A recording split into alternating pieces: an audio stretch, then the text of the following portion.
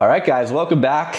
It's been a while. I think I've been taking close to a month off from podcasting. I was traveling in Europe with my wife and we did a big event over there. But I'm stoked to have an awesome guest on. That's Lloyd. And you might know him on Instagram as a single guy, a.single.guy, right? That's correct. Yeah. You got a very big following, I think 100K or a little north of that. Yeah, so, slightly north, yeah. And we met in a really cool way. You know, we've been messaging through IG for a while. Yeah. And we met through Brian Marcasano, who has been on the show a couple times. And if you guys haven't watched that episode about Instagram ads, highly recommend it because that's a great strategy these days. You're listening to the Inner Confidence Podcast. My name is Robbie Kramer.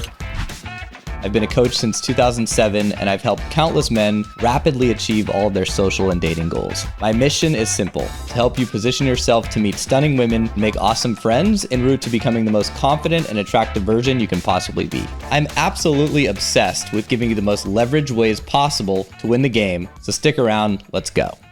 But the way we met was pretty interesting. I'm going to share my screen here. How I met you, Lloyd, was basically all of a sudden I was tagged in this reel. It says people you need to build relationships with: millionaires, lawyers, DJs, boat owners, tax advisors, venue staff, business owners, female friends, photographers, actors, influencers. Your network is your net worth. And I didn't even know Brian was going to tag me in this. And then obviously the other guy on here is you. And you can see the stats on this thing: 72,000 likes, 326 comments, 1.5 million views. I think I ended up getting, 500 followers or something from that one that one reel. Yeah. And Brian didn't even tell me he was going to to do that, which I thought was pretty amazing of him or of you. I don't know who was sort of responsible for that. That was mostly Brian. But yeah. Mostly Brian. Okay. Yeah. That's part of the conversation I want to have today is obviously growing your personal brand on Instagram, because I think that's one of the best and fastest ways to both increase your wealth and meet cool people, girls and guys. And it allows you to just talk about the stuff that you love to talk about. So I do that both for dating and for golf. Not sure if you've seen my golf page, but I've seen your golf stuff, dude. You got a mean swing, man. Your wife does too. Oh, thanks, man. You golf? No, but I know a good swing when I see it. I've failed at top golf enough to know when I see somebody who's crushing it. Thanks, brother. Yeah, by the end of this episode, my goal is to get you into golf. So maybe not this one, but the next one. But yeah, so why don't you tell us your story? How did you get into this whole realm of coaching and all of it? I'm just so curious because we've never actually had this conversation. So sure, yeah. I mean, it was a while ago. I started posting about 8 years ago, and I didn't really start coaching guys until about 7 years ago.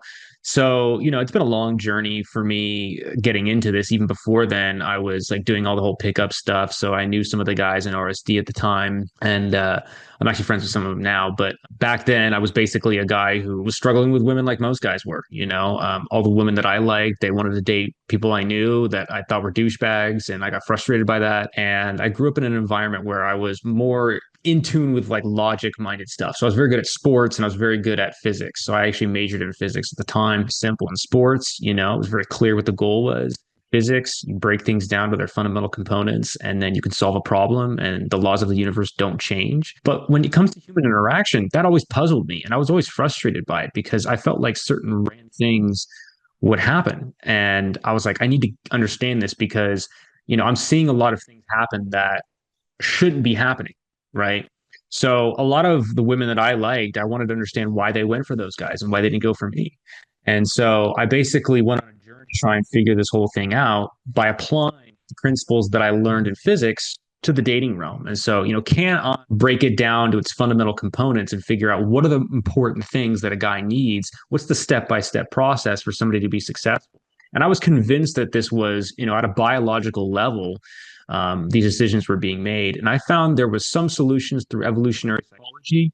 I don't know if you know about evolutionary psychology, but, the study of why humans do the things that they do. Yeah, like David Buss and all those guys. And, there are some that have come out that are on social media now. But I was really curious about that and more so I could help myself. And so, I set out. I was going out 4 or 5 nights a week for years, trying to improve my own dating life. And I paid for a few coaches myself. Some of them gave good advice. Some of them, really didn't help me that much. I learned kind of what not to do. But I felt like, if these guys are doing it, I felt like I could do better, and I feel like I could give people a better, a more complete picture than maybe what RSD or some of these other pickup guys were doing, but also not be as like wish-washy as the mainstream advice, which is basically just be yourself and don't try and improve. So finding a middle ground between those was super important. Now, a lot of people are doing this now, but I find that a lot of people have kind of gotten into the it's kind of taken a 180 again, where it's like, before it was, really niche and they were, everything was being broken down. And now it's kind of come full circle where now people are going back to the generic advice. So I find it's very interesting to see the cycles about that. But that was my journey going through that. It was my own struggles trying to figure this out, applying logic and the fundamental components of how you solve problems in physics, and then applying this in my own life. Once it started working, I started coaching guys for free. I started posting things online, and that's where I started, and I've been doing it ever since.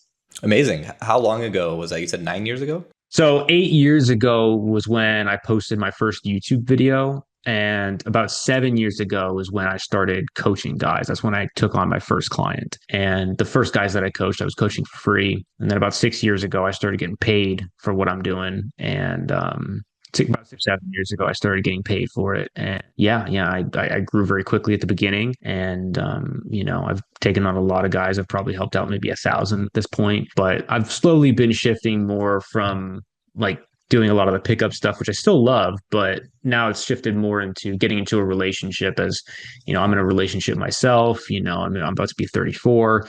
So, when you start hitting that age bracket, like you're not just thinking about going out and getting laid anymore. You're really thinking about more long-term stuff. Not to say that going out and getting laid is bad when you're at this age, but you definitely want to be thinking about like, is this going to lead me to my long-term goal? Yeah, that's a struggle actually for a lot of guys that get into the game, and a lot of coaches actually. I don't know a lot of coaches that are in like a happy, healthy relationship. It definitely has its struggles, right? Yeah. Well, it's also because I feel like once you get to a place of abundance and it's easy, if you don't really find a girl who's super awesome, it's great being single and having those options too. Yeah. But I obviously think that that's the best place to choose a great partner from, because then you're not choosing for the wrong reasons. But right. I do think there's somewhat of I don't know, it's almost harder for guys to potentially be happy in a relationship if they've done too much pickup, you could say. Yeah. Because I've been in the industry now for close to 20 years, and I don't know a lot of them that are like in a relationship. I know a ton of guys who are like now in their 40s, 50s, even 60s that were like, some of the pioneers, from the book, The Game. Right. And they're just like, I'd rather have like a kid and a baby mama and just kind of do my thing on the side and still have the dad, situation. But yeah. So there's all sorts of lifestyles out there, that's for sure. But I'm very happy in a monogamous sort of traditional relationship, but I didn't think that was actually possible for me until I met, my wife. Prior to that, I was like, yeah, monogamy is, that's a joke. It's for chumps. But yeah, I just hadn't met the right person. I think the dynamic is, there's so much to, your dynamic with one woman might be completely different, and it could radically change, what you're interested in based on that dynamic and vibe. So I was gonna, I know your handle is A Single Guy. Does your girlfriend give you shit about that now that you're not a single guy? I mean, a username is a username. I was single at one point. My YouTube channel is The Single Guy, and so when I started that, it was just an easy name to remember. But it was, at the time I was single, and now it's more so of the guys watching it are the single guy. So you are the single guy watching it as a viewer, and how do you not become single anymore? Or how do you get to a place of abundance where you enjoy being single, right? Those things are kind of what I turn to now. But I may change my name at some point to something else that's a bit more relevant. I just haven't found something that I really like. But once I do, it'll change it. No, I love it. I think you should keep it. It's easy to remember, dude. It's not hard. It's a great handle. I also love what you said about applying the lessons from physics and from athletics, because I had a very similar sort of journey. I was an athlete growing up. I played hockey and then I played golf at a, collegiate level. And I always, and I played poker. Before I got into girls, I was really into poker. And that was during like the party poker boom in like 2003 to 2007 before. Wow, that must have been fun. Oh, I made so much money and I wasn't even good. It was like printing money back then. It was so easy. I read one book, Lee Jones Winning Low Limit Texas Hold'em. I started with a $50 bankroll and I built that into 50 grand by the time I was like 23. And then I read The Game when I was 23. And that opened my eyes to like self-improvement and growth. And I saw so many correlations between game theory, playing optimally in poker as to women, right? Because it's like, it's a decision tree. It's different choke points along the way, right? You say this, she's going to say that. You kind of model out in your head. Back in the day, I was, the bar scene was huge. I was living down in San Diego and going out in Pacific Beach and 4 or 5, 6 nights a week with my buddies. Doing all the wrong shit. You were back in PB, tearing it up. Yep. Yeah, it was nuts. I mean, it's every day. There's a place that was going off with tons of college students. I became obsessed with pickup, with self-improvement, all those sorts of things. I kind of quit golf at the time because I wanted to be a pro golfer. Decided to be, my new thing was like, I want to be the best pickup artist. And that sounds obviously cringy now, but like at the time. Yeah, I said that too. And now I look back and I'm like, what does that even mean? Right. I thought there'd be like all these people like at the end of the day be like, yeah, that guy's the best. It's like, no, well, nobody. Yeah. Because if you think about it, like the more you learn about it, the more you realize that, okay, walking up and picking up a woman is a great skill. But at the end of the day, you don't want to keep picking up women your whole life. Even if your goal is just to stay single your whole life, you want to live like Dan Bilzerian, right? Dan Bilzerian probably hasn't picked up a girl in 10 years. He probably hasn't like tried to walk up to a woman he doesn't know and like doesn't know anything about him. And he's built up a system that has brought people into his life that are probably going to be a good fit. Women that are, hot, eager to hook up, probably want to grow their Instagram profile or whatever. So he has a system that works for him. And now he doesn't have to do pickup anymore. And so, I don't know if you were like this, but I was so against that. I was like against social circle. I was against all of that. I was like, that's going to taint my skill level or ability to pick up women.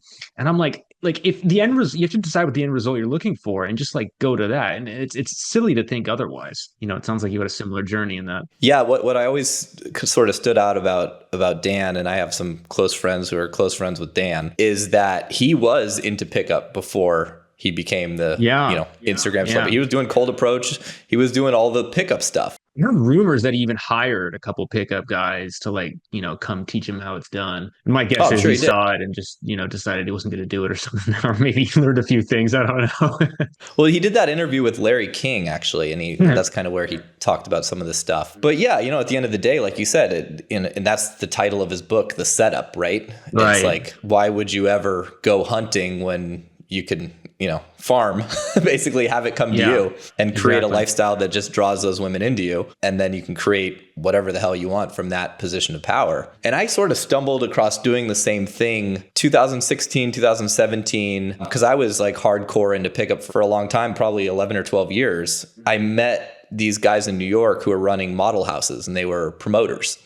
And what they were doing was way better than what any of the pickup guys were doing. And these guys had they didn't really have approach skills, but they would still like approach random models in New York City. And they would be like, hey, it looks like you're a model. Do you need a place to live? We have a house. You can live there for free in exchange for coming out to the clubs a few nights per week. And that was a very enticing offer for a girl who's like maybe from Milan or from Eastern Europe, who's in New York trying to make it as a model, or some girl from hometown, wherever, Iowa, USA, trying to make it in New York City. So they did have approach skills because that's how they would source models for their house. They'd take the girls out to the club.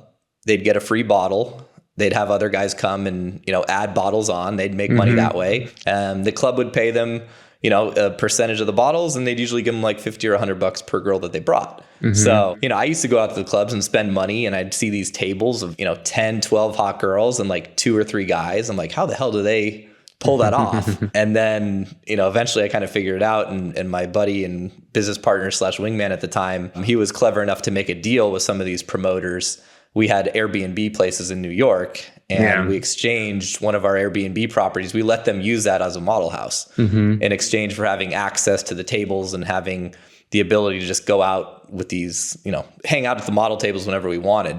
And all of the stuff I learned from Pickup just did not work at all. Like I tried to game the girls, I tried to chat them up. It actually makes it worse if you try too hard doing that. Yeah, the only thing that worked was not giving a fuck, not even trying to talk to them, talking to the other guys at the tables, occasionally throwing ice at the girls and having fun, or, dancing a little bit, but not like trying to dance with the girls, just having a good time, entertaining myself. And then slowly but surely the girls, because the ratio was in our control, it was, 3-1, 2-1, sometimes even more, they would start vying for my attention. And ultimately it's like everything I learned from Pickup, but I had to discard in a weird sort of way, but a lot of really good lessons too.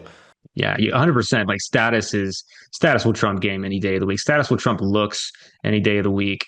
But your status in a particular environment is the most important.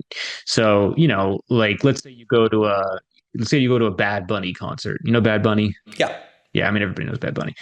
So if you're a Latin girl... I'm in Happy Gilmore too. Love him in that. That's a funny joke. But anyway, Bad Bunny's going to do the Super Bowl, right? So if you're at a Bad Bunny concert and you're with your Latin girlfriends or whatever, if Bad Bunny wants to take your girl, he's taking your girl. There's nothing you can do about it, right? In his environment, he's going to do very, very well. But let's say that guy goes to like, I don't know, finance bro kind of like party, right? And there's going to be girls, walking around looking for the next finance guy who's 6'3", blue eyes, or whatever that song says. And Bad Bunny's there, right? Is Bad Bunny going to do as well in that environment? Probably not. Some of them might not even know who he is. Okay. So your environment really matters, and you can change your environment to be very favorable for you. And for me, I was like, at the time, I was like, well, dude, I want to be good everywhere. I want to be able to walk on any part of the world, any street, and be able to just run game and bring a girl home, or, get a date with her, make her my girlfriend, whatever I wanted to do. And, that's a good thought to have in your head. In reality, though, the level of success you'll get is like here. If you utilize status and create an environment that really works for yourself, it's so much higher. Now, not everybody wants to be Dan Bilzerian, right? And like, get these girls that are just trying to party, who are young, hot, with fake tits, and, probably doing some blow on the side too. Not everybody wants those kinds of girls. So you want to plan for the kind of girl that you want. So whatever your dream girl is, let's say it's, you want a girl who's really into fitness. You want a girl who's really into fitness, really into, building her career. Or maybe you want a really feminine woman, right? So you need to create an environment where you have a certain level of status and respectability in that area, and get introduced to those people. And it just becomes so much easier, right? So I think a lot of guys will look at different people and they'll try and emulate them when that's not their niche.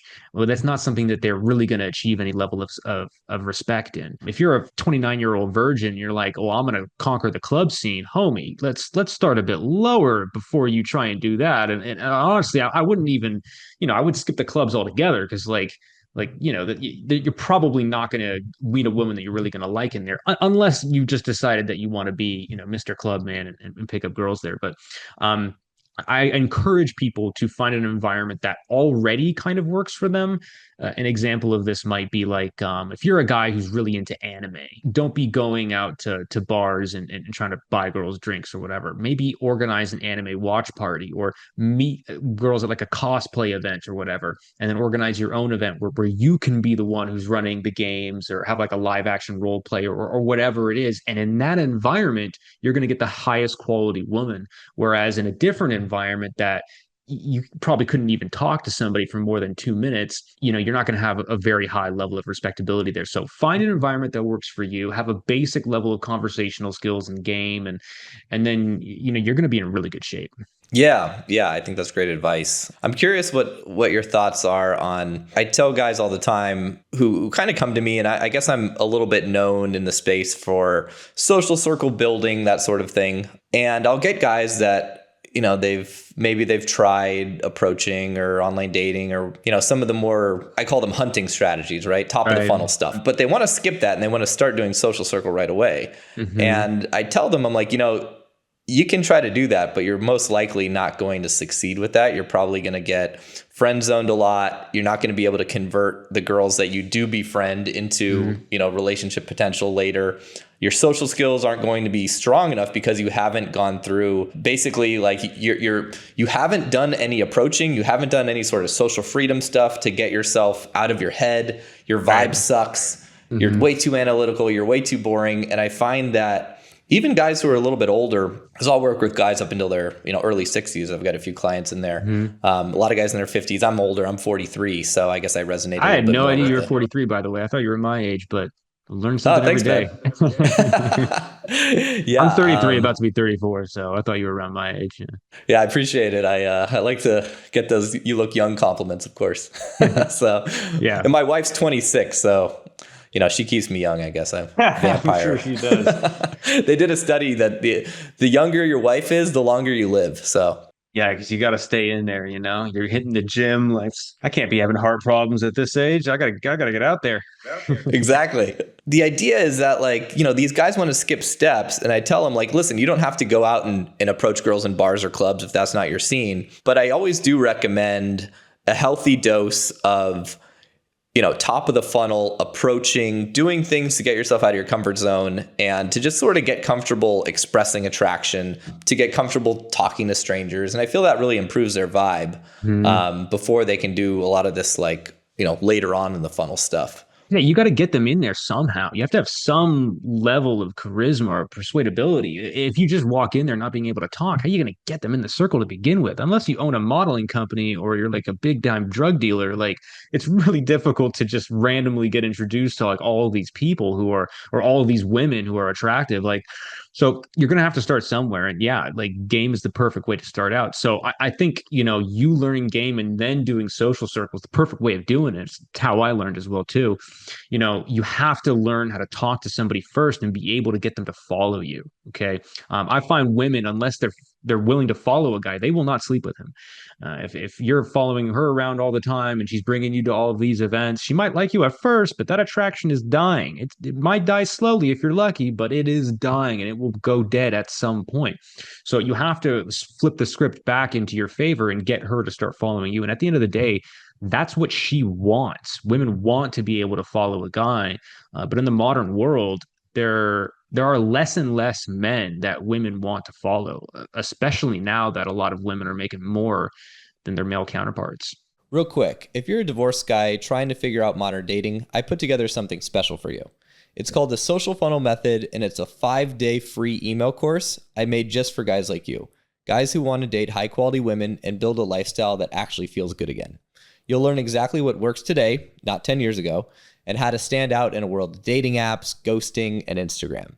Head over to innerconfidence.com/start to get step 1 sent straight to your inbox. It's totally free. Go do it now, and let's rebuild your dating life in the right way. Yeah, there's so many, women now that are like, I can pay my own bills. I can live where I want, do what I want. I've got my career figured out. What do I need a man child for? And there's a lot of guys that don't have their shit figured out. And it's tough for guys, obviously. I always show this graph. I don't know if you've probably seen this, but most guys haven't seen this. And it's just kind of the difference in how fast men and women mature, right, and their value on the sexual marketplace. You've seen this before? Yeah. I've seen versions of it with varying, there's sometimes the lines converge at different places. But yeah, I'd say I've seen something like this a lot. Yeah. Obviously, the wording on this is a little aggressive, but there's male the marriage access zone. Poon by age. I love it. Right. And I saw this graph the first time. I think I was 32. And, you see right around 32, 33, most guys kind of come into their stride. They start making money at their career. They start doing, a lot better, just with their mental health. This is after a lot of guys have tied the knot. And obviously women are way more judged by their beauty and their looks at an early age. And that gives them that level 10 access, when they're 19, 20 to 24. But guys in their mid to late 20s, I mean, I had a hell of a time. I was doing all the pickup stuff, but getting nothing, and that's when I got, I was doing all the pickup stuff between age 23 And I didn't really start doing social circle stuff until like my early 30s. Right. And I was putting in, thousands of reps, thousands of approaches, going out hardcore. I mean, I loved it. It was both my career and my passion hobby. It was just tough. And now what I see from guys in their mid 20s, early 20s, late 20s, it's so much harder than it was 20 years ago when I was going through that phase. And I feel like even 10 years ago was significantly easier. There was no online dating. There was no Instagram really. And I feel like these things have made it a little bit more challenging. Plus, it's just at that age as a guy, it's hard to navigate. You don't know what the hell you're doing. You don't have a lot of value. Talking about early 20s, right? Yeah. Early mid 20s. Early 20s sucks, dude. You get out of college, and if you're like a 22-year-old guy, senior year of college, you probably think you're the man. You feel like you're the fucking bee's knees, right? And the freshmen coming in, you're not worried about them stealing your girl or anything. You go into the real world, now you're competing with 28-year-olds. Now you're competing with guys in their mid 30s, who's like, hey, come party on my yacht later. And you don't have a yacht. You don't got the money for that, and you don't have the emotional maturity they do. You're probably running around with your dick in your hand, all try hard. There's a lot of things that make it so intimidating to get out, and you're just totally unprepared for it. The logistics are harder too. In college, it's like, hey, my house is literally right here. We're partying in my house right now. That doesn't happen so much when you get into the real world. So yeah, dude, I think guys in their early 20s have it tough. And, I think there is some pressure on society for, men once they hit their late 20s and early 30s to like settle down. And so it's not a cakewalk once you hit that age. You definitely have to fight some of the internal programming that goes along. And that's not to say if you want to settle down in your early 30s, like I think it's a good time to do it. But if you're a guy who never had success with women and now you're starting to get success, really tough to convince that guy, hey, now you got to settle for the first girl that comes your way, because he's thinking, well, finally, I'm able to enjoy myself and actually feel like a man, and I'm just supposed to give it up, So I think, you have to fight some internal battles that are going on. I heard a quote as well in my like late 20s from a successful guy, and he's like, every guy should experience being rich and being single at least once in his life, because that's just a good time. Yeah. Well, you see it happen all the time with guys that, they were married to somebody in their 20s and then they got famous or they got rich and they're just not used to handling it, and it puts a big strain on the relationship. The marriage ends, I don't know. I don't have a perfect solution to that. If you're in that position, I wish you could just say, hey, honey, give me 3 years of fun and then I'll come back. I'll come right back. Right. I don't think so. I don't think most women are going to go for that, nor should they. But it is a tough dilemma that happens for sure. I see that a lot with guys who are very successful at a young age and they just never had that, that player phase that they maybe wanted. Right. And then obviously once they hit a level of success and status, the women are throwing themselves at them. It's very hard to say no. Yeah. It's very hard to say no because like now they feel they have a level of validation that they never got before, and it feels good. It feels great. And they're supposed to go back to their normal life. It's some guys can, but it's hard. It is. Yeah. And I think the other struggle for guys in their like early 20s, mid 20s, it's like you look at the girls your age, and I think what you said was spot on about, when you're in university, college, you're in this bubble, right? You're a senior and it's everyone below you. But then once you turn 23 and you get out in the real world, you're nothing, right? And you're competing against guys of all ages and wealth, and you compare yourself to girls your age, right? I'm 23.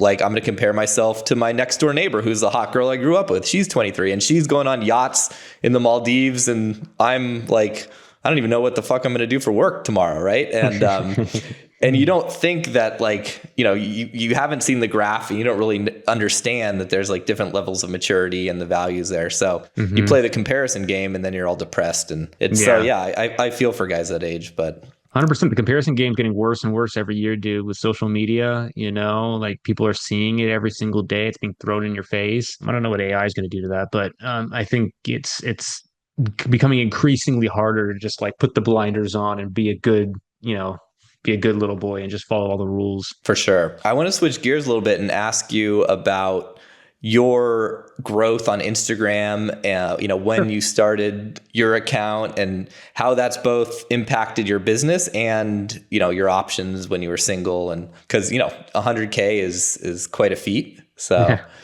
Yeah, I know Yeah. that takes a lot of work. I've been hardcore growing my golf account with my wife for the last year and 4 or 5 months, and we're at 30K, but it's a lot of work. What kind of transpired there? Well, sure. So, I've been through, there's really been like 3 or 4 iterations of growth through there. And then I can talk about the YouTube stuff too. I have like, 100,000 subscribers on my YouTube channel as well. But Instagram is the first thing you need to do about Instagram is it is not fair. It is not just. The best accounts, the best advice does not win. Good advice will help. Um, but unless it's packaged in a way that people want to click on, nobody gives a shit, right? So the first iteration was just me doing talking head videos. Okay. And then that grew my account pretty quickly. Um, and then those kind of died down because everybody started doing it. And I thought I was saying fire stuff, but it was just more people were doing it and people kind of got sick of that format. I'll put your account up here. Then there was the next iteration where it was like, okay, now carousels are doing big. So I would just post super fire, like, pieces of advice. That grew my account to a certain level. And then that stopped being really useful. And then after that, what I started doing was I started doing interview style questions. And you get an attractive girl in there, and that helps. Literally same advice, didn't change anything. The only thing I changed was I had a girl who was interviewing me, asking the questions. That was it. And then I started getting millions of views from that. However, you do need to package it in some sort of story, and you also need to be good at answering questions. You got to get to the point very quickly. So those 3 iterations have kind of been the growth of my Instagram, and it'll literally be like it grows a lot, and then no growth whatsoever, and maybe a little bit of a you lose a few because they're like, okay, I don't need dating advice anymore, and then you get another and then you get nothing, and and you get another one. So generally Instagram is you got to see what people are clicking on, the formats they're clicking on, and you just learn because I'm sure your advice is good. I've seen your golf videos about how to swing, how to generate power and everything. And yeah, you just got to package it up in a way that people are clicking on. And so for me, it was just seeing what people were doing. And then, I would invite some of my female friends on, I'd bring my girlfriend on, and then I'd start that way. And yeah, now I'm pretty regimented about it. So I think the next iteration of that is going to be more like skits. I think the next thing I'm going to be doing is more like you start with like a skit, and then after that you give the advice, and people will click That's on it cool. for the skit, but then they'll stay because the advice is good. But you have to get them in there in the first place. I first learned So this almost by like acting, like a little like a yeah, yeah, scene. yeah, yeah, yeah. So I mean, Interesting. you've probably seen tons of like funny dating skits, but they don't have the advice in there. It's literally just a funny sketch where people laugh and they go ha ha ha. But I'm going to make Right. mine educational as well too. First, notice this trend because you have influencers out there like Dating by Blaine or Gracie or whoever, right? And I noticed that they were giving the same advice, sometimes even more basic. Their accounts were growing about 100 times quicker than mine was. And I'm not exaggerating about 100 times. They were getting like 100 times the engagement, 100 times the growth. And obviously it gets capped at a certain point. I mean, they have the hot girl factor, of They course, have which the hot helps. girl factor, exactly. So I have to do more work to get eyeballs on that because guys are dumb, dude. If they're like, looking for dating advice or whatever, they're just going to click on a hot girl. Like, why wouldn't they, Exactly. right? And then after that, they hear the advice, and if the advice is like semi good, then they'll stay. But for me, it's like no one's going to click on Mister Angry Eyebrows with weird curly hair. Like, I'm not doing it for them. So, but I have to bring them in with something else, and then package the advice in there as well too. So Yeah, I noticed that with Dating by Blaine. Her advice is just like, go approach girls on the street. It's like day game advice for the most part, from what I've seen. well, some of it is, and it's even more basic than that, dog. Like I don't even think she knows how to properly coach a guy on how to approach. I might be just speaking because I haven't really bought any of her courses or anything like that. But I have never seen anything that like I think is okay. Wow, that's a truly breakthrough thing. I think it's simple. I think it's easy to digest, but when you have a female dating coach teaching guys how to approach, she has never done that in the shoes of a guy. Right. Walking up to a woman as a woman is vastly easier than being a guy and walking up to that woman on the street. It's a completely different experience. And Yeah, it's so different, and it's just so hard for women to ever understand what that approach anxiety feels like. yeah, they'll never get it. They'll never understand. Just as we'll never understand what it's like, to be talked over during a meeting, or be put down that way, or to walk down the street and feel nervous because all these Right. people around her are bigger and looking at her. We'll never get that, but they'll never understand what it's like to be, making people around you feel unsafe or feeling invisible or, that kind of stuff. So, yeah, I just feel like they get the female perspective, which is good, but they always have that saying where it's like, if you want to catch a fish, don't ask a fish, ask a fisherman. Ask somebody who's, been successful at the task that you're trying to do. Yeah, I've been friends with Marnie, the wing girl, for forever. I Marnie's met her. great, by the way. I've met Marnie in person. She's one of the nicest people, and I think she does a great job. Obviously, she has the female perspective, so there are limitations to that. But I think she gives them. Yeah, I really like Marnie. Yeah. Yeah. It's I think it's important to get from both sides, and I think she does a good job of sort of understanding like where she's referred a lot of clients to me, and vice versa as well. So when she sees like a limitation there, she's very good about like, oh, you should work with this guy or that guy. And I had a brief moment way back in like 2011 when I had been coaching guys for about 4 years at the time, 3 years. I started coaching like 2007, 2008. And I was like, oh, maybe I should coach women. And I tried, and it was like, I just had no sort of reference point. So yeah, that was a big fail for me. I just didn't enjoy it as much either as I enjoyed coaching men. Yeah, dude, women, whenever you ask them, that women never have they never come to guys for like the same challenges that we, come to them for. So every time a guy wants to date the women that, he's attracted to, right? Every time, or he wants to get dates in general. Okay. Women always, always, always, it's how do I get the guy that I like to commit? Right. Exactly. How do I get They the have guy no to, problem getting dates, no problem getting laid, right? But the ones that they want them to stick around. And most often, those guys don't want to. yeah, it's that old like, men control the relationship card, women have the sex card. Yeah. So, your game is getting her in bed, and her game is getting you to commit. And 100%. it's a big power dynamic to see who can get what they want first. Yeah, it's always, and I think that took a long time for me to accept because I don't like seceding control over anything. But the woman has to choose you first. And that's frustrating. But I think your example was a perfect way to help guys deal with that. You can't control whether you're going to win that hand in poker. You don't know. You could have pocket aces, and that guy could have a royal flush. You have no idea. All you can do is get your money in a good spot and hope. All you can do is do the best you can with the hand, and if you lose, get over it and play another one. And on average, you're going to do really well. And so when you understand that the woman has to choose you and you can't make her choose you, you can only put yourself in the best position to be able to get that. And so creating an environment or an ecosystem where you're attracted to a wide variety of women, and then like not every single woman is going to choose you. And that sucks. Even, at the highest level with like Dan Bilzerian or even Leonardo DiCaprio.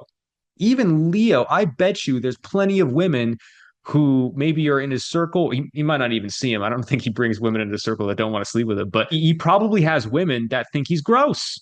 Yeah. Well, it's like The Wolf of Wall Street. That was a perfect example. You've seen the movie, right? He's at the top of his game. And of course, there's the girl that he can't get. And the more you have all the options, then it's even like, that situation can be even more seductive. Right. And so no matter like whatever walk of life you are as a guy, you will have to accept the fact that there's going to be women out there that don't want to sleep with you, and there's nothing you can do about it. And you just got to move on and play the best hands that you can. And so, the process of going through and getting as many women to choose you as possible so you have options is more difficult than it would be for a woman to have that same thing, because they're the first person to decide.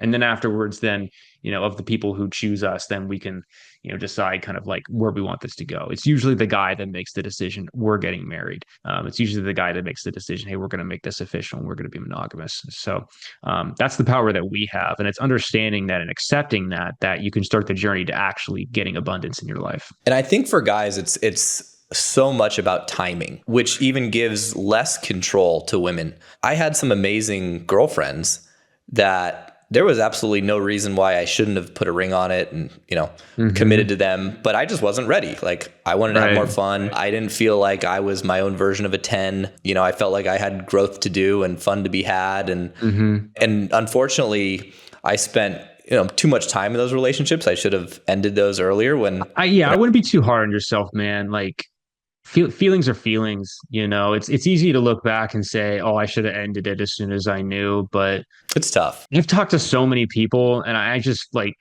the only guys that truly can just end it when they're like, okay, this is no longer serving me. They usually are sociopaths. Yeah, it's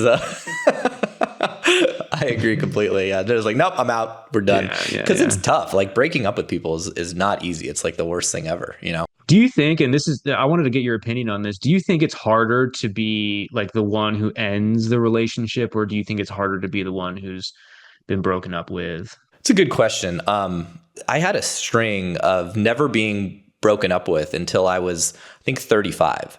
Okay. Every single girl that I had a relationship with, I got bored of. And I didn't get bored because they were boring. I got bored because I just wasn't ready to settle down and I wanted to be out there having fun. And I even remember saying to myself, like, that'd be so weird to get dumped. Like, I almost want it to happen just so I can feel it. Yeah. And then it was like karma. I got smashed, like, I think by 2 or 3 almost back-to-back relationships, which range from anywhere from 3 to 10 months, where it wasn't like a brutal, like, didn't see it coming breakup, but like, I was really in love with the girl and I just wasn't getting the investment I wanted from her. And I felt like there was like a gap where I was more into her than she was into me. I wasn't getting bored. I wasn't experiencing those things that I experienced on the other side of it, but it was brutal. It was tough because a lot of the time there was nothing I could do about it. Like, and I was very aware of all these dynamics, but unable to sort of, right the ship during the storm. And I'd catch myself getting emotional, getting salty, upset if they didn't want to sleep with me. And like, oh my God, I'm that loser who like, can't get his girl or his wife to have sex. Like, that's so pathetic. Right. And a lot of the time it was because I was in the party scene and dating girls who are, if you want to call them toxic, I don't really like to use that word that much, but I just think they were in that same headspace as me. They weren't ready new terms, they call them 304s or whatever Fresh and Fit saying on their podcast. I don't know. Right. But yeah, they were like, these were girls who were, very hot, very much, high access to amazing events and resources and guys. And they didn't want to settle down. And I was now more ready to settle down because I was in my mid-30s. So I got to experience that. And then I realized, like, okay, got to be careful about what sort of girls you pick. And it's so important to find someone where the investment feels equal. And obviously, as a guy, you got to manage that. You have to make sure you don't overinvest, but also the girl has to be, she has to have respect for you and look up to you and kind of want to follow you, as you mentioned earlier. So I think from a growth perspective, it's definitely worse to get dumped, but it allows you to really, I think, grow as a guy. I think I wasn't able to make some very important, strides forward until that happened to me a couple times and I got to experience that. But dude, it's so hard to break up with a girl who's in love with you and wants to be with you forever. And, you just feel so guilty and so bad and, you have to do it. And it's never really about them. That's what I tell women. It's like, it's just that guy, he just wasn't ready. He had stuff that he had to do. And it's, for women, it's like, you just have to see the guy that you're with. Is he ready? Because it's not so much about the girl. It is about the girl, but I think it's about the timing more so for men, where it's less so about the timing for women. But what do you think? Yeah, for me, I found it harder to be the one to break up because for most of the time when I was younger, I was always getting broken up with, and I would just keep a relationship going until she'd had enough, me just waltzing around sleeping with a bunch of other people. And so I'd be upset for a little bit, but I'd get over it relatively quickly. And when it came down time to when I was with someone who I did love, and then breaking up with her was real hard, man, because I didn't like myself very much. I felt really guilty. And I think guilt is a hard one to get rid of. If somebody wrongs you, we're just like, okay, well, fuck that person, blah, blah. You can, you can get angry. And I think getting angry at the person who you're in a relationship with is actually a good first step. You just don't want to stay there. But it's tough to hate the other person when they were great. And you just weren't ready, or you didn't want that to happen at that time. So I think that was probably harder for me, at least, because I was hating myself as opposed to hating her. Yeah, that's it's a good distinction. If you don't love yourself, as they say, or you actually dislike yourself, very hard to be in a relationship with that person. Yeah, man. And it's like, how do you get over that? Because all the breakup books are like, if you've been broken up with, and it's like, you're all these great things. I remember I was like trying to get over these feelings, and I read one breakup book where they had a section where it was like, if you were the one who if you were the one who ended the relationship, it was basically like, get fucked, like, we don't have any advice for you. And I was like, this is not helpful at all, but I think they just assumed that if you were the one to do it, like, you wouldn't be searching for that. But I was, so it's like there wasn't a whole lot of resources available for that kind of person. I could tell they were dating a guy who they didn't really feel like was at their level, and they wanted to get a better match for them. There's nothing wrong with the guy, obviously. I'm sure he did everything that a boyfriend's supposed to do. And sometimes they were in a relationship with him for like 6 years. They told me it took them like several years to get over that, because they didn't like themselves very much afterwards, or they didn't say it in those words, but that was definitely part of it. Yeah, I found the most brutal sort of breakups for both me and guys I've worked with. It's like when a guy he's got bad one-itis for a girl, right? Mm-hmm. Or maybe it takes him months, or, he's playing the long game and it takes him 6 months to finally get that girl. Mm-hmm. And, he sort of like wears her down. Ultimately he gets her, but she's kind of like, yeah, I'm still not sure. And then eventually she dumps him. I've seen guys take, 3x the time they were in the relationship to get over it. Right. Right. Because they work so hard for it, and they're like, I have to do all this work. I don't know if I can do it again. I'm never going to, like, they really believe that they're not going to be able to get a woman maybe as hot as her, or whatever in their mind they've thought was special. Totally. Yeah. So, I mean, I had one client who was hung up on the girl for like 4 years, and they only dated, it took him like a year to get her, and then they dated for like 2 months, and then she dumped him, and like, he's still not quite over her.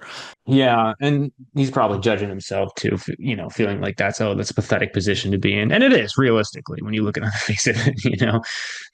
Like, you can't tell that to the next girl you're dating, and have her respect you. You got to kind of keep that to yourself. So that makes sense. I actually have a question for you, man.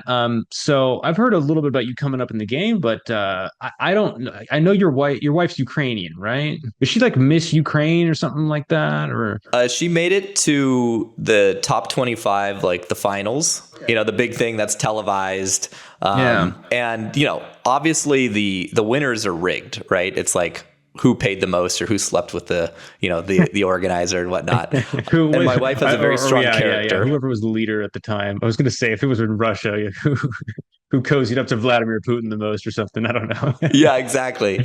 Yeah, Ukraine is definitely less corrupt, but this was like the 2021 pageant right before the war started, because we left Ukraine about a month before Russia invaded.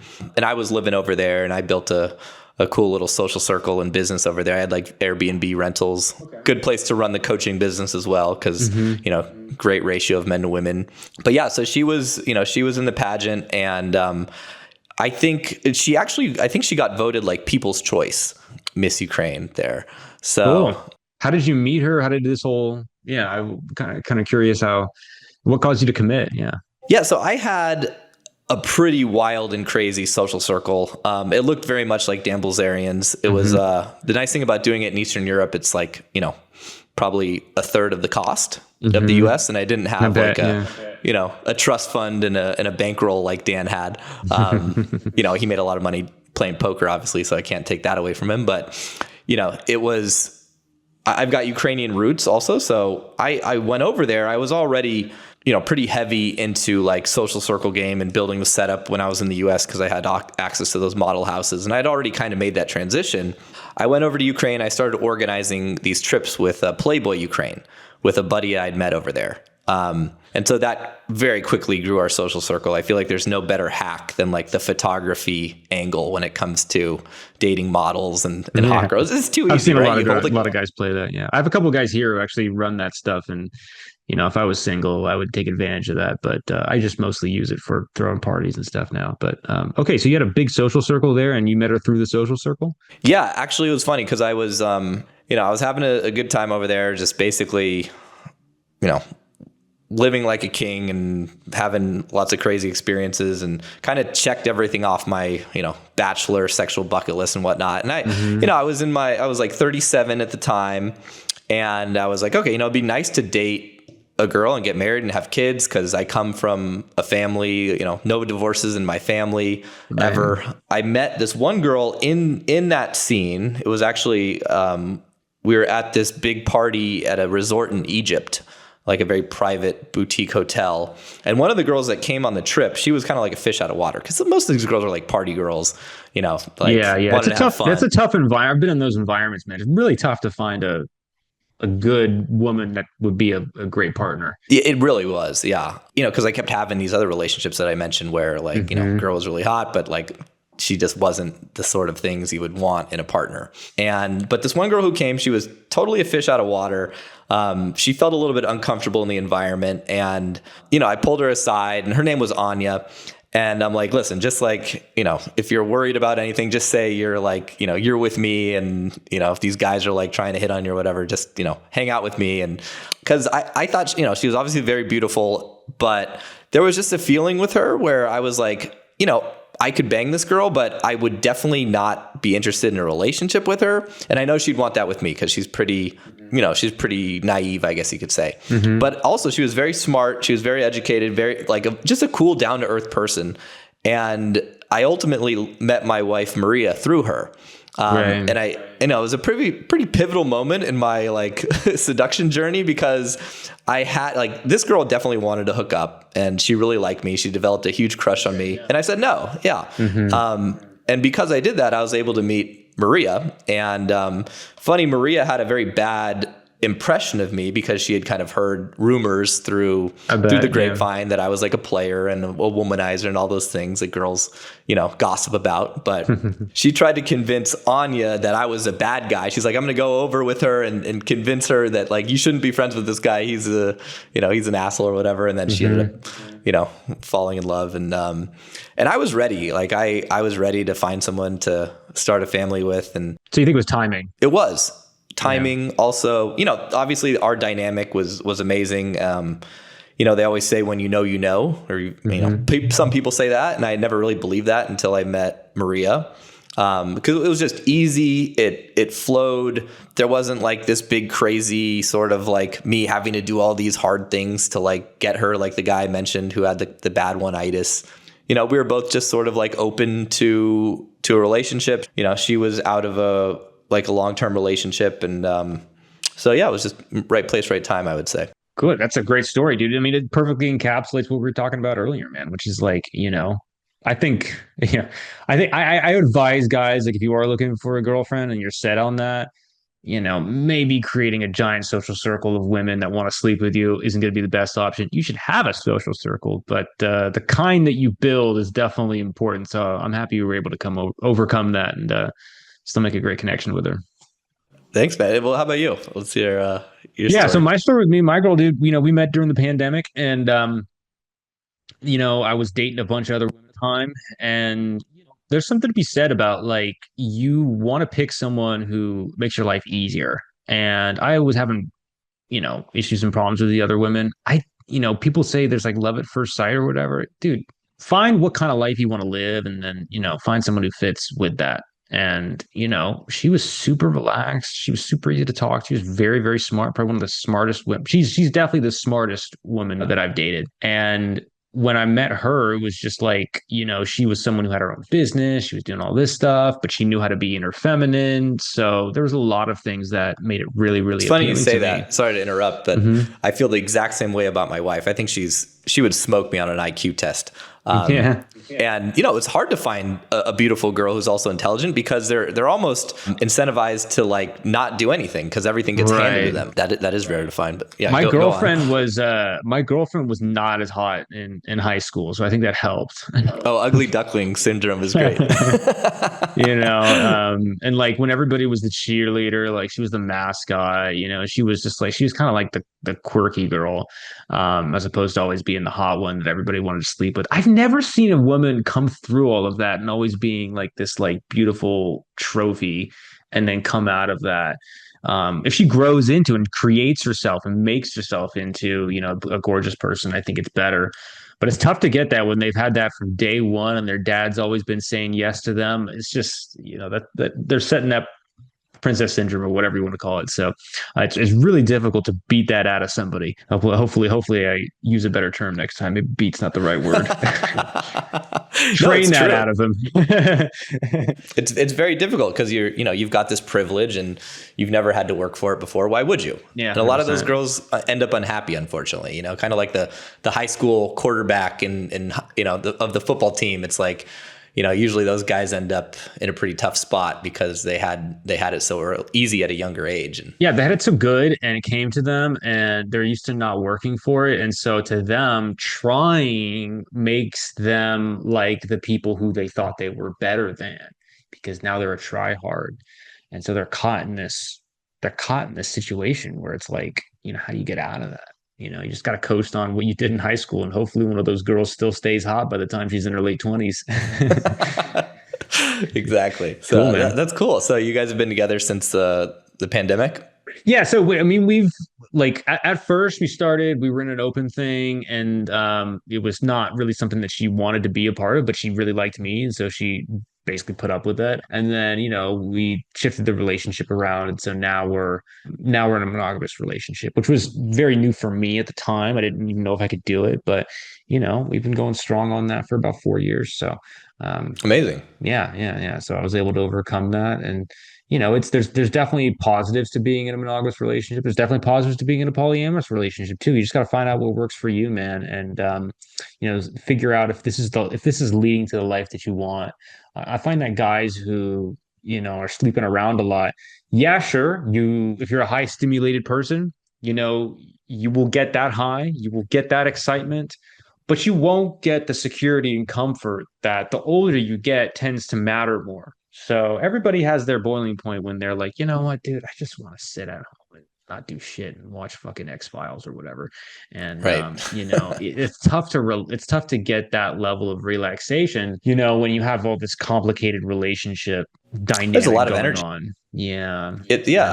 I mean, it was, for me, it was like a full-time job, managing squad of girls or rotation, harem, whatever you want to call it. You're texting all the time, you're setting stuff up all the time, hosting events all the time.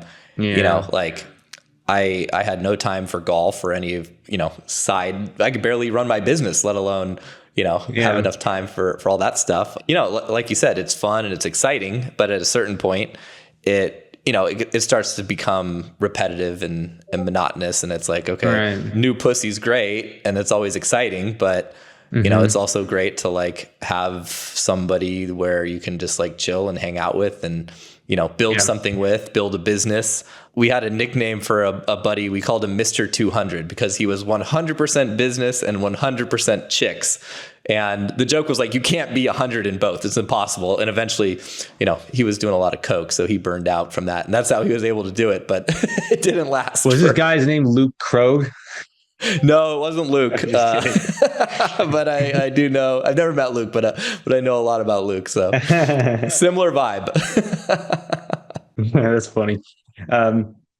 Interesting, dude. I've been around guys who are like that, and I think that so part of the reason why I got into dating the first was so I could blend the two. I could blend my dating life and my business together, so make money doing the things that I was like probably going to be doing anyway. And I think there's something to be said about it. But when you change as a person, then you have to start figuring out, okay, how can I still balance this? And it can be kind of tough to do that. And you're right. Being 100 and 100 is really tough. To be keeping that going for a long time, very tough. Very tough. Yeah, it's just like undoable for the most part. He was able to do it for a few months, but then he crashed hard. So the cocaine wore out, and he was like, "I'm out of blow, and I can't get high anymore."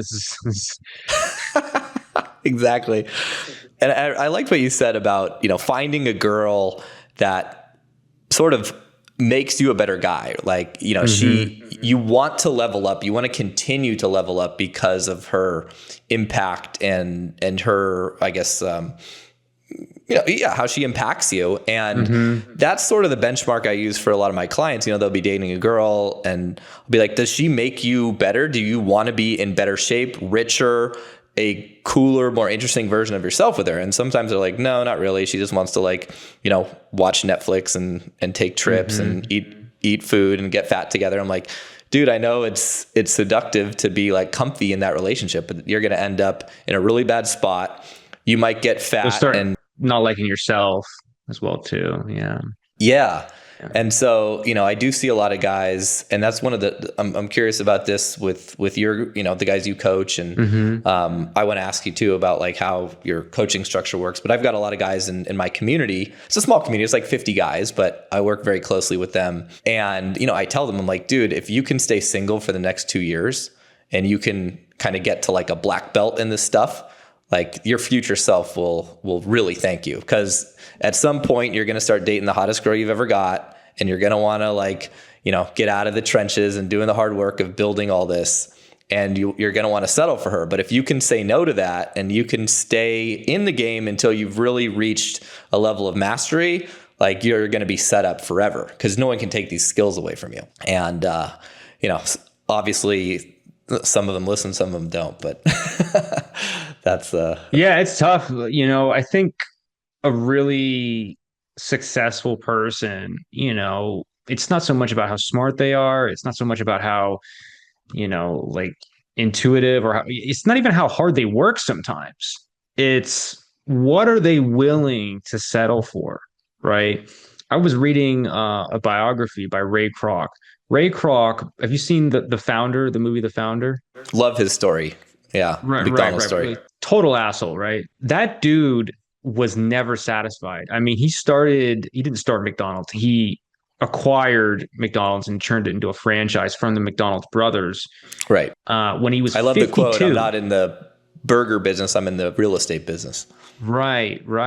And, he fell into that eventually, but the difference between him and the McDonald's brothers, and why Ray Kroc is McDonald's and the McDonald's brothers, is because the McDonald's brothers had a good store, but they were comfortable and they stopped. And look, dude, they were probably as old as Ray Kroc was, right? Most guys in their 50s don't want to like scrap everything and start again and like go all into a business. It takes a special kind of person to do that.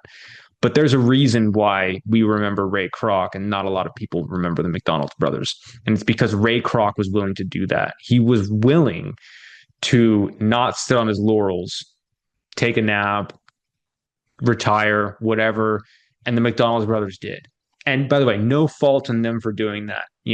They probably lived a happily, later life, except for when they had to deal with him in the contracts. But it's a great movie. They probably overall probably there's a bunch of stuff they left out too. But there's a lot to be said about that. And it's like, what kind of life do you want to live? Did those guys come to you to date an average girl and settle down?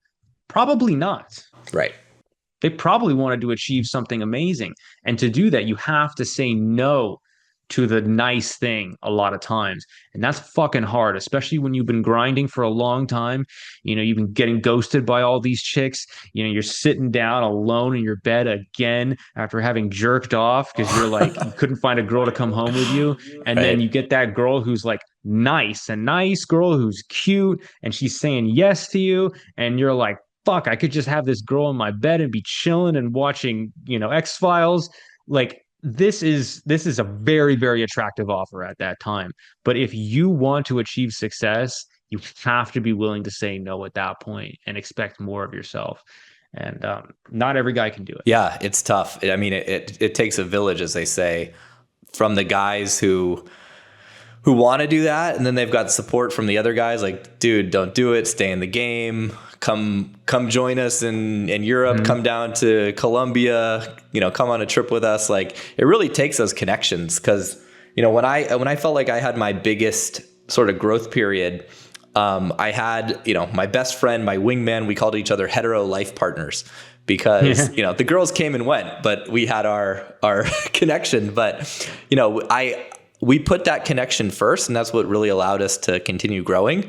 But yeah, had we not, obviously we probably would have just settled down with an okay girl, and then ended up, feeling FOMO and regret and getting a divorce later in a messy situation. So yeah, it's a tough one, but you have to decide what's more important for you, and it's a hard thing, but once you make a decision, stick to it. So tell me more about your coaching practice and how you work with guys, all that stuff. Dude, my coaching program, I have about 50 guys in it as well, like you, but it's a community, it's an accountability, and it's also very targeted, customized advice. So obviously we have one where you work more with me, and then we have one where you're working more with the group, and you get one of my coaches assigned to you. These guys are absolute killers. They will keep you on your track to make sure that you're achieving what you came out to be. But it really comes down to 4 parts: meeting, attracting, connecting with, and keeping the women that you want, right? So we want to make sure that you have a schedule where you're regularly meeting the kinds of women that you want to date. Okay. There are a variety of ways to find that out, even if you know nobody in your city. In fact, sometimes that's better because that way you're not being tied down by your friends who are probably not helping you accomplish your goals. Otherwise, you wouldn't be there in the first place. So make sure you're regularly meeting the kinds of people that you want to meet. And as you're doing this, you're going to be making friends, you're going to be building connections, and then you're building your ecosystem. Then after that, you want to be attractive to the women that you want to date as well, too. And then from the women that are attracted to, you're going on dates with them. You want to build up a connection of some kind. Okay. Build a little bit of comfort with them. Decide if this person is someone that you want to continue to see. And then after that, you keep for whatever you want to do, whether it's friends with benefits, whether it's a long-term relationship, or whether it's a life partner. You want to make sure that the women that you like, you can have them stay in your life. And if you choose to end it, you can choose to end it. But, you don't want to be losing people that you have a great connection with, where there's attraction there. If you're doing that, then something's going wrong. Now, if you do all of that, the acronym is meet, attract, connect, keep, MAC. It's a MAC coaching program.